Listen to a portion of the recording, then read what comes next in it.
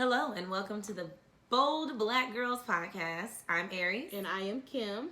And we are here for episode 5. Episode 5. We made it 5 episodes, girl. We need still to celebrate. friends. Right. We need to celebrate. We do. All right. So let's jump into it. So today we're going to talk about teetering into tech.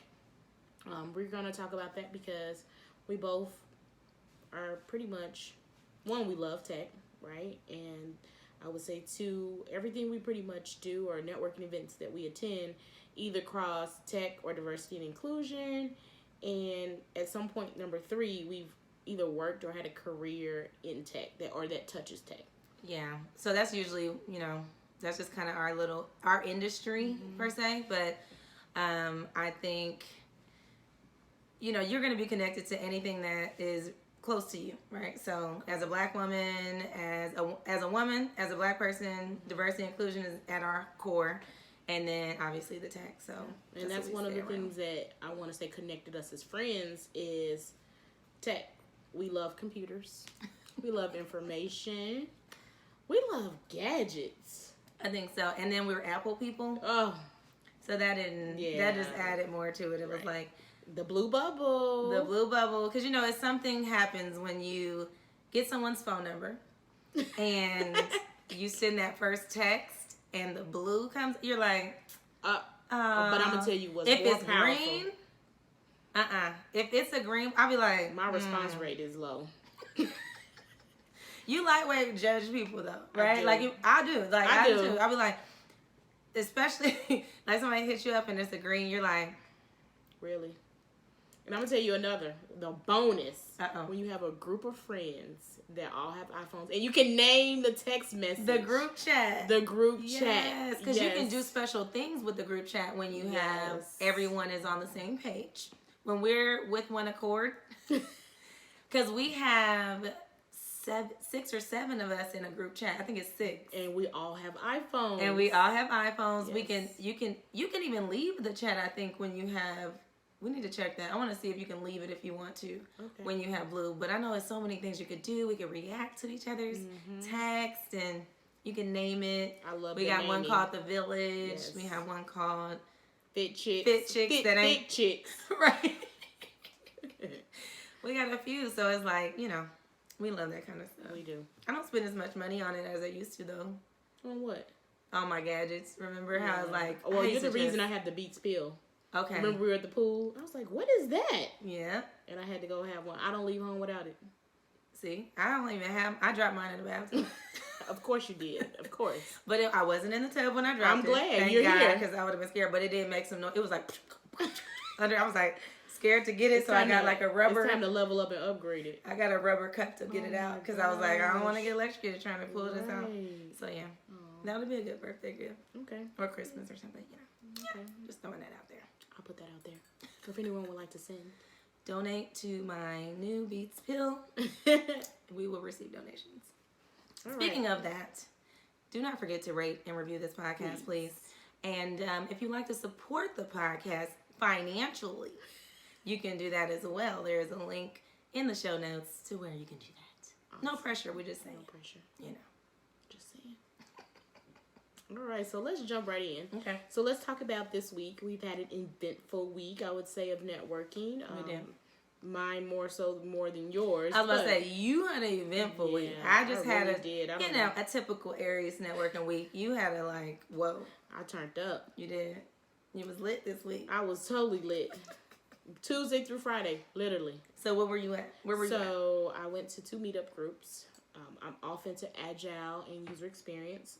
And so how did you find these?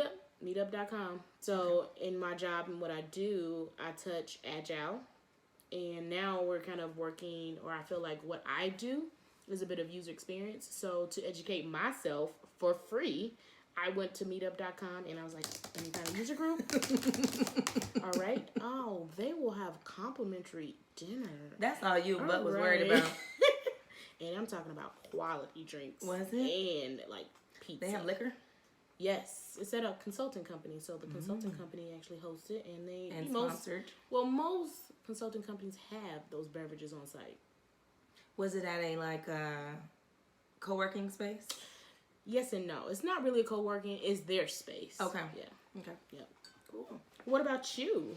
Well, you were with me for the ones I went to, but the one that I will highlight would be going to Intuit, Yes.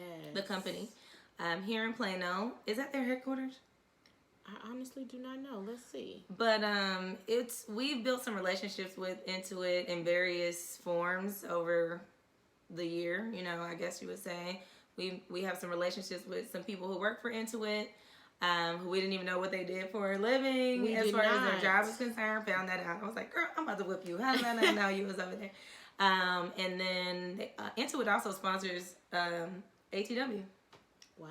So, and Impact House. And Impact House. So some nonprofits that we're involved with, they sponsor, but we went on just some topic alone type thing where they were talking about customer obsession, and I was like, I'm a customer advocate. I need to go hear about what they're talking about. So come to find out. Customer obsession with your career. With your career, yes. Exactly. And so when we got there, it was a panel discussion, but it was all employees talking about their company and how their customer obsessed and how they use that within the company as well as internally within the organization. So it was kind of like a recruiting event almost. It was. Was it really like... So I walked in and it was a representation of all the departments that are hiring. Exactly. So you had customer success, product management. You also had design. And I want to say they were like at least... Education, which is partnerships, I think it's called. Okay. And then... it was another one I felt. They had sales, marketing. Sales and marketing. They sure did. Yeah. They were separate too. They had them separate. So, you know, some people put sales and marketing together, which I like when they separate them. I do too. And they have representatives from all of the departments. You could ask questions about what they're doing. They shared some projects that they're working on.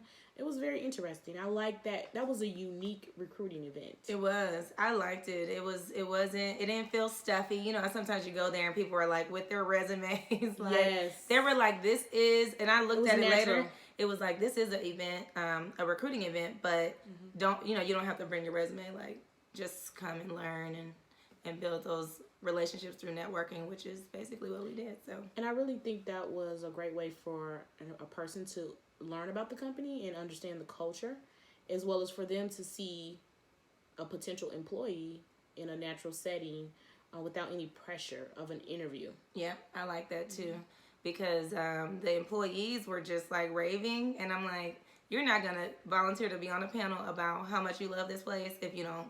So, because I know I wouldn't. And they were there after 8:00. They were there late. late. Say that. And like I said, I would not have done that if I didn't.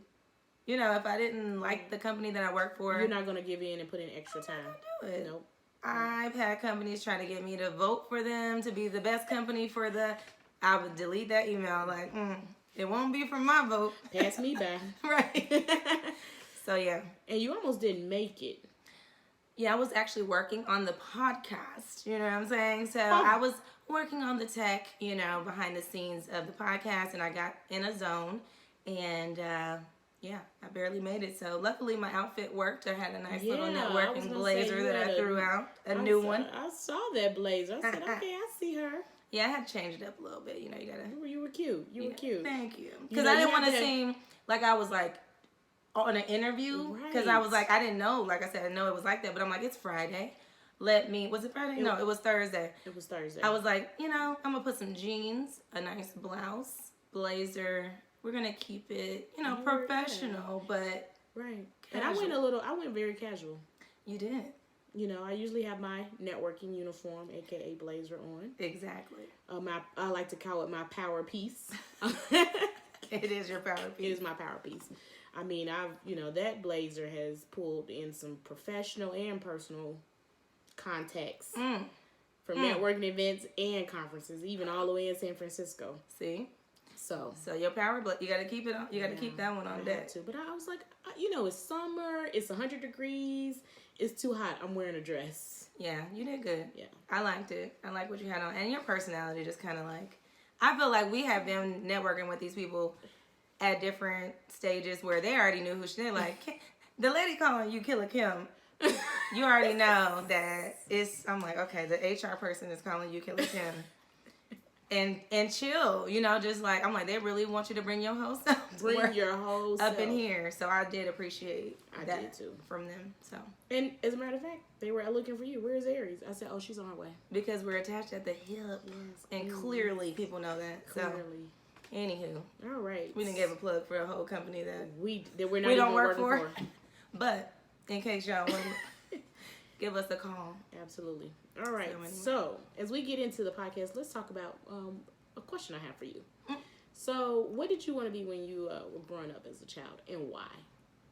Well, if we want to stay in the vein of the tech thing, when I realized I wanted to do technology was when I was about 17. So I had graduated from high school.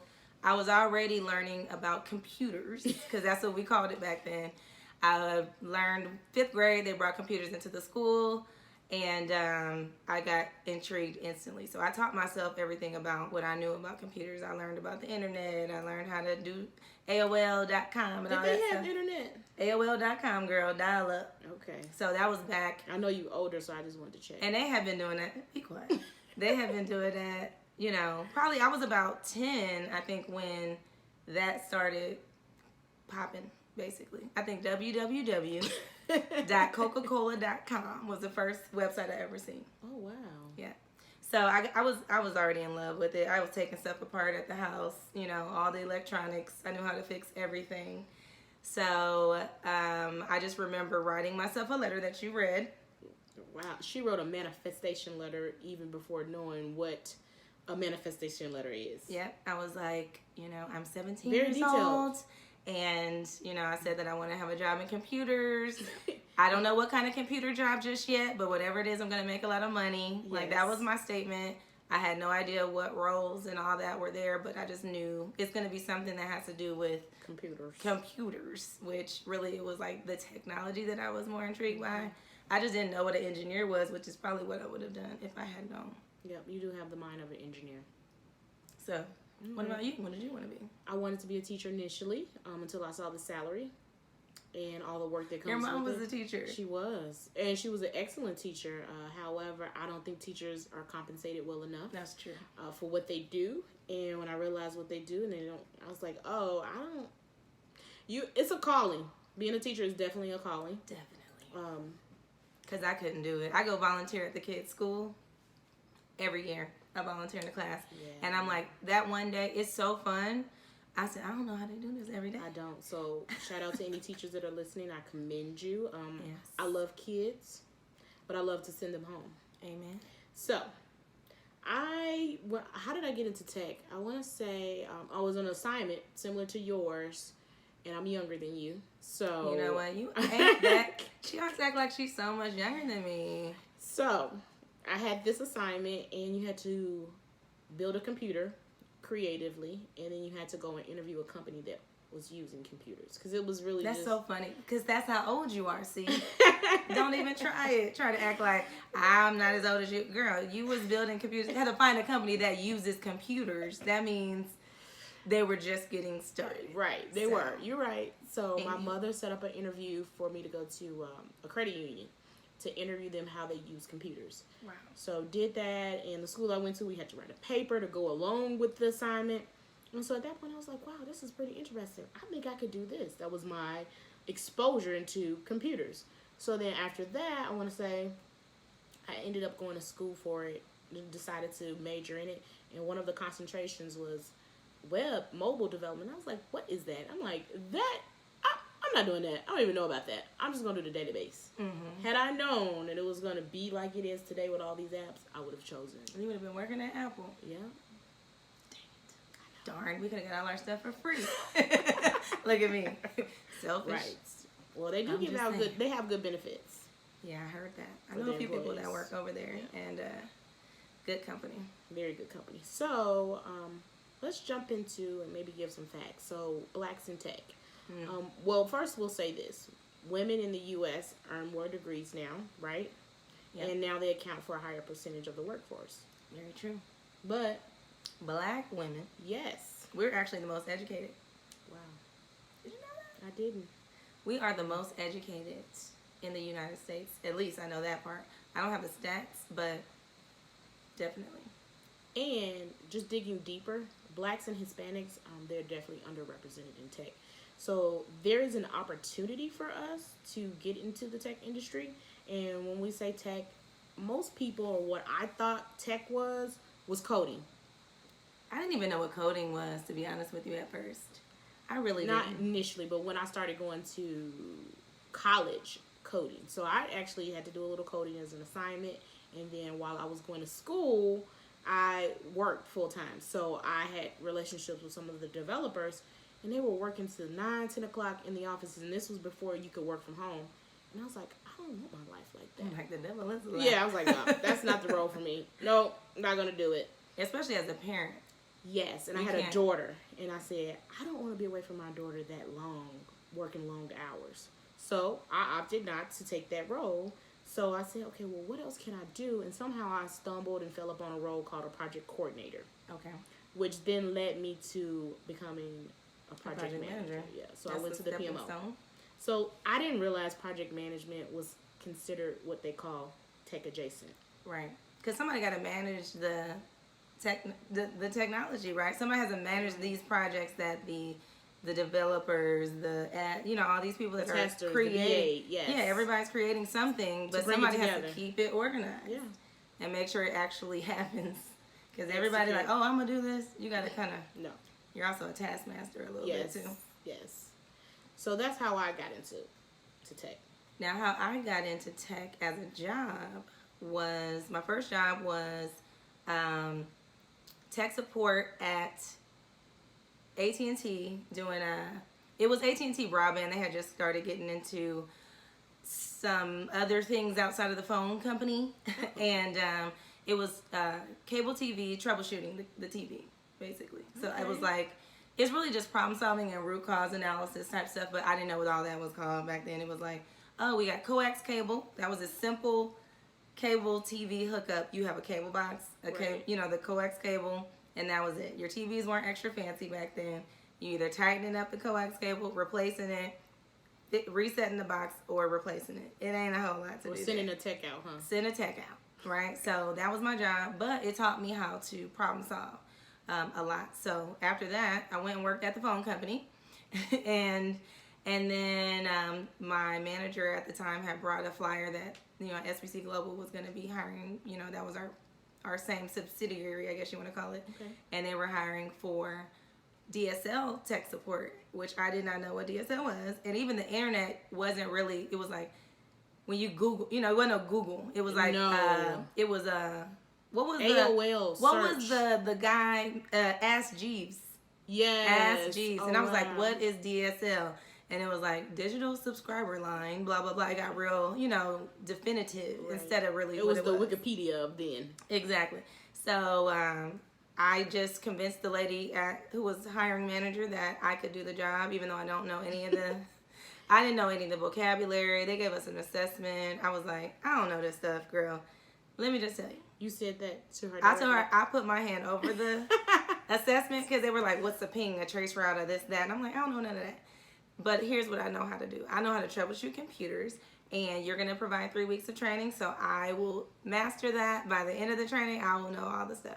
So I just sold myself, basically, because I knew I could do this job. I'm like, I know how to do this job. I don't need to know the vocabulary. You about to teach me the vocabulary, So she believed me. Well, she didn't believe me, because later when I talked to her, she said, girl, no, you didn't know what you was talking about. But I really liked your confidence, and you let me know that. I was like, let me give this girl a chance, because she really is like serious right now. She's believing in herself. Yeah, and then tell people sometimes it's just confidence. It really is. I mean, but you got to know that it's something you're capable of, right? Correct. Like some people just do stuff, and you're like, you signing up for something, you don't know how, you're not gonna be able to do this, But if you know what you're capable of, then you can do some roles that may not be, 100% what you know how to do, So. Right. So that was then. So now, where are you? Now I'm more... Or what was your last role? It was more in a leadership capacity. I think as I kind of progressed in my career, I had to make a transition of, are you going to stay in the technical, hands-on kind of role, or are you going to try to progress? And so I went back to school, got an MBA, and decided that I wanted to go the management route. because the higher up you go, you kind of do get less technical and kind of hands-on with it. You're more strategic, more leadership, things like that. So I kind of wanted to get into that to expand, you know, where I was going. I didn't want to kind of be just stuck in I got to be the one doing it. The doer. Yeah, I'm like, I'd rather lead the team that does that. And so that's, and I'm part of your personality. Yeah, I'd rather lead the team. There's some things I do like to be hands-on on, so, but as far as my career, I'd rather kind of be the idea person and the strategy person and the motivator to get the team to do it. She's talking about her personality now. Yes. Hope you took those assessments. I know, right? Yep. Gotta know. So what about you? I am in a role now where I'm a technical consultant, so I do a little bit of everything.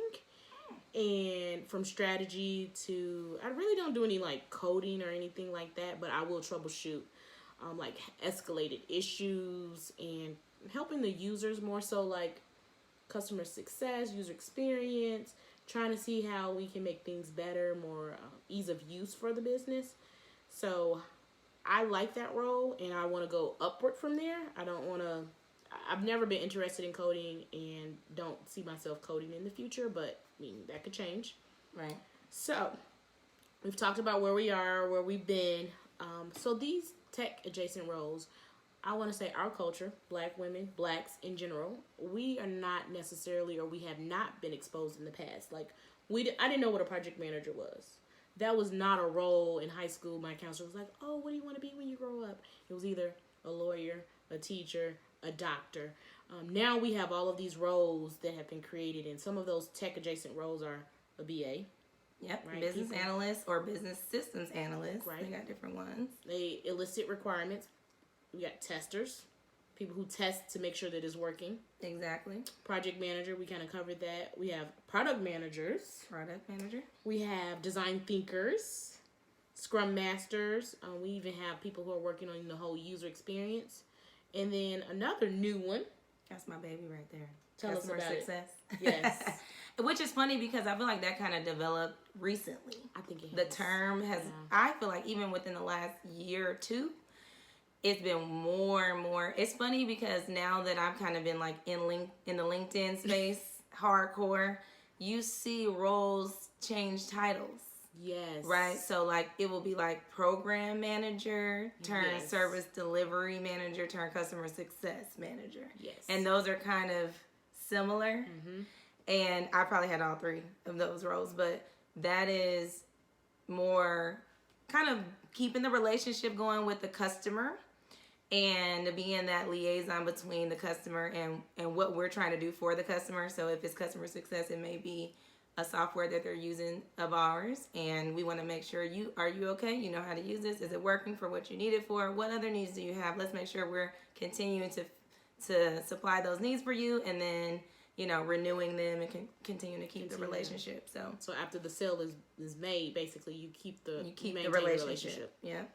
So, and that's how we met someone at Intuit and realized she was in that role. Right. And I was like, really? Come on. But that role is expanded so really much too. There's other little places within there that also are considered customer success. But, there's lots of different ones. It's really about exposure, learning about them, right? And educating yourself on it. So let's talk about education and maybe what types of tips you would give, or what are some things that you did to get into tech?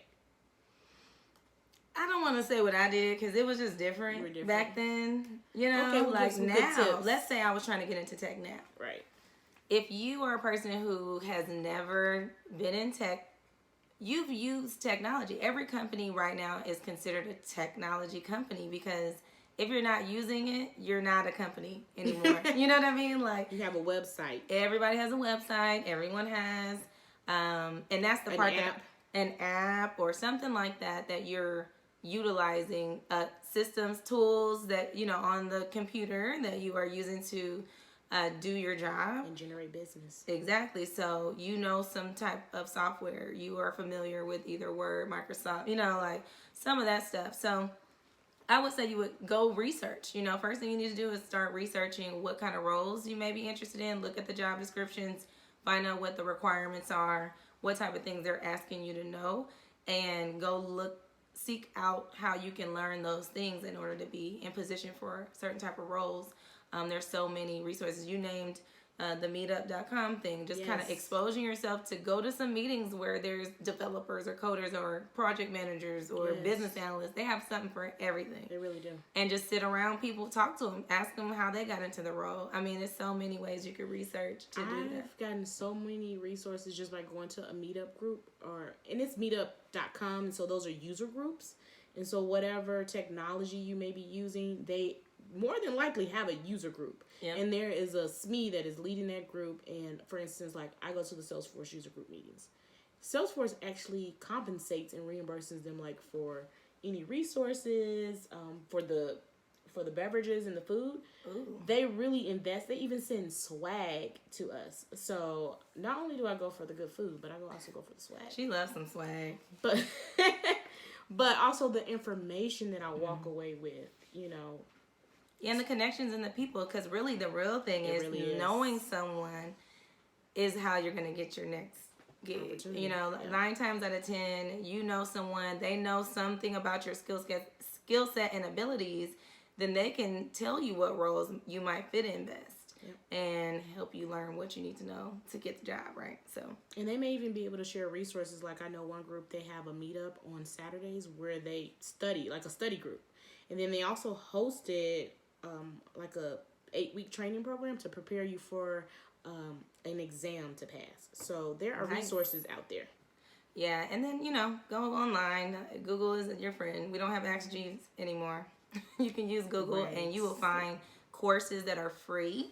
LinkedIn has courses you can take for free. Coursera, Udemy. Which, if you are in a certain city or municipal or whatever, if you go to your local library, you may have a complimentary membership that goes along with that. And that would be super good because I learned how to do a lot of stuff through Udemy. As far as like digital marketing, I've taken classes on that. You learn about ads, Facebook ads, and just different stuff like that. Because most of everything that I've done has been really self-taught by putting all these resources together and just... So essentially, that to me, that's continuous learning. Yes. And I think we've talked about this before, like learning something every day. And I said I was going to start journaling maybe, what have I learned today? You should, because we learn something every day. We send articles and all kind of stuff to each other every single day. And so something needs to be coming up. You're going to be on the phone. It is a computer. It is a computer. So you can learn right from your phone. Most of that stuff, I've taken those classes on the app on my phone, not even the actual computer. Yeah. Oh, wow. If you have a phone, you can learn. This is true. So use your resources and use your time wisely. Exactly. Sometimes what I've done for my professional development is I actually block out maybe 30 minutes at the end of my day to either go read something or to take a class. Like if it's say it's a 6-hour class, well, I'm going to dedicate 30 minutes for the next 2 weeks to complete that class, to take my time. So just setting that apart. Any other tips? We talked about networking, online courses, definitely networking. Networking is big. I didn't learn that till probably the last 3-4 years that I really was like, oh, yeah, for real, that who you know is real. Yeah. But you got to keep your skills relevant, and I want to say, add on to what you said, I actually go out and look at job postings to see what they're looking for so that my skills stay relevant. Exactly. As they call it a gap skills analysis. So like, where are my gaps and where do I need to fill in? Yeah, but you gotta have a plan of where you wanna go with it. And when you have that plan, like you're like, okay, I wanna be a business analyst. So now you need to create the plan that says, what do I need to, where am I at? And where do I need to get to the point where I can now be a business analyst? So do your research and just go. Just do it. Like Nike. Just do it. So we talked about tips. We talked about where we are. We touched a bit on diversity and inclusion, and we're actually going to have an episode solely dedicated to diversity and inclusion. And just wanted to touch on it here in terms of tech, because it is a difference working in tech versus maybe any other business area, because there are not a lot of African Americans in tech. And so going into it, you can attest to this. The culture of the company matters. You want something, if you are an underrepresented minority, which will be considered, Latinx, African American, whatever is considered people of color nowadays. I don't know what all is considered under there, but you want to look and see what the culture's like. What are the people who work there? A lot of these companies, you're not going to see a lot of Black people. So you kind of already know, like, it probably won't be a lot. But are the resources available? Do they have an ERG? Do they have things that are going to make me comfortable when I'm actually in this company, not just checking off, Can my voice be heard? Can I bring my whole genuine self to work? Right. My genuine professional self. Correct. More about that later. Because there's a separate person. But yeah, you're going to stay, look for that stuff. I look at companies, actually, the leadership online. Like, I'll be like, let me see. Yep. And it just depends. Because sometimes you're not going to see it, but you just want to make sure you're comfortable with what you see and experience for the company. Because you're interviewing them too. Absolutely. And I heard you mention when we were networking that you're looking for companies that are intentionally inclusive. Gotta be. So my company that I've started, called the Service Boutique LLC, is a company that basically I'm working with companies that are intentionally inclusive and they want to bring more diversity into their programming.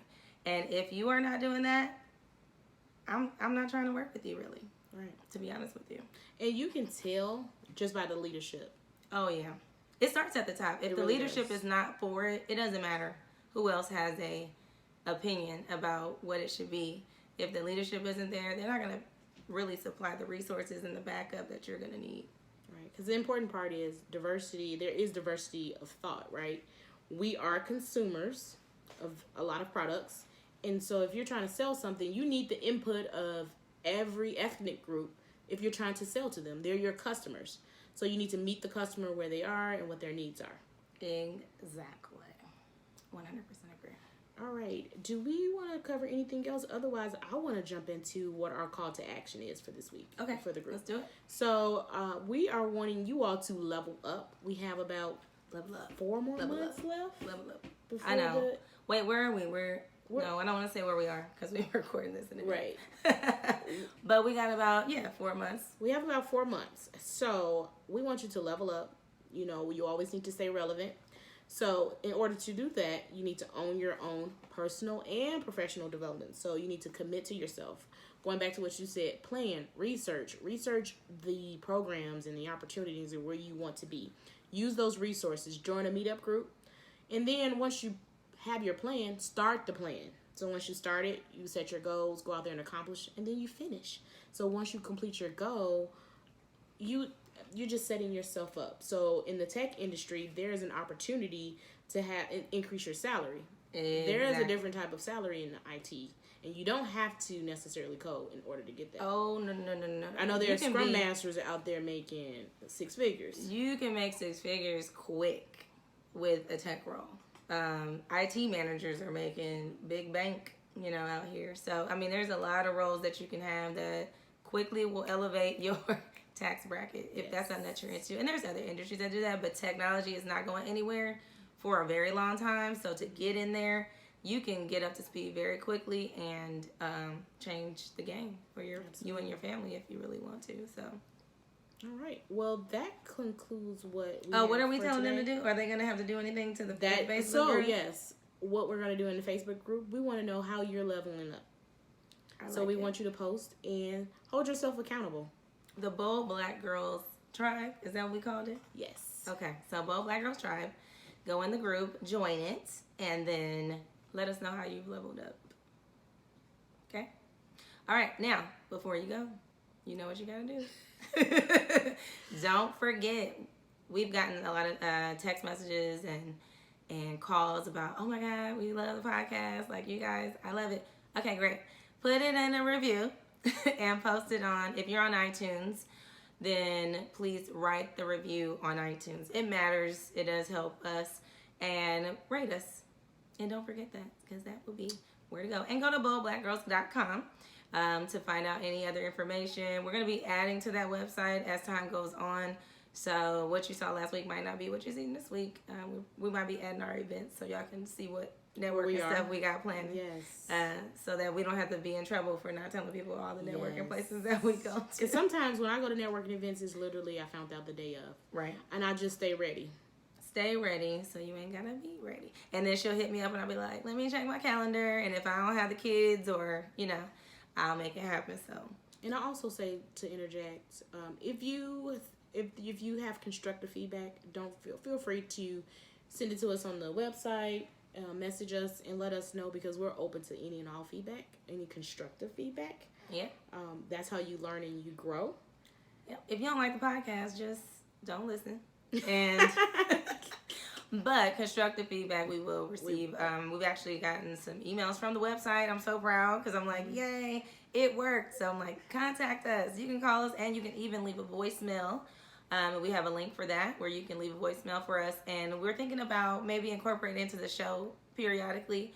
We might have a call to action where we say, leave us a voicemail letting us know something. And if maybe you're level up, you can leave it as a voicemail as well. Yes. And maybe we'll add it into one of our episodes. Oh, I love it. I think that'll be fun. I think so too.